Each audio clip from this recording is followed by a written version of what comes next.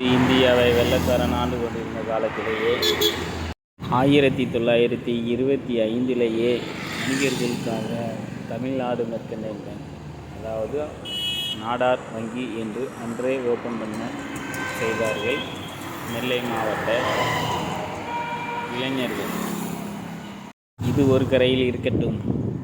தங்கராஜ் பாண்டே நடத்தும் சாணக்கியா சேனலில் திருநெல்வேலியில் 2016 நாட்டை ஆளப்போவது யார் என்ற கருத்தரங்கம். சாட்டை துரைமுருகன் பேசிக் கொண்டிருக்கும் போது தங்கராஜ் பாண்டே குறுக்கிடுகிறார், வருகின்ற 2016 தேர்தலில் நாம் தமிழர் கட்சி த.வே.க.வை விட அதிக ஓட்டு வாங்குமா வாங்காதா என்று. இந்த கருத்து தேவையா? தங்கராஜ் பாண்டே அவர்களே, இது தேவையா? நம்முடைய வாழ்வாதாரத்தை பற்றி யோசிப்பார்களா? இருவர் அவரை விட ஓட்டு அதிகம் பெறுவார்களா என்று இது தேவையா? இங்கே பாருங்கள்,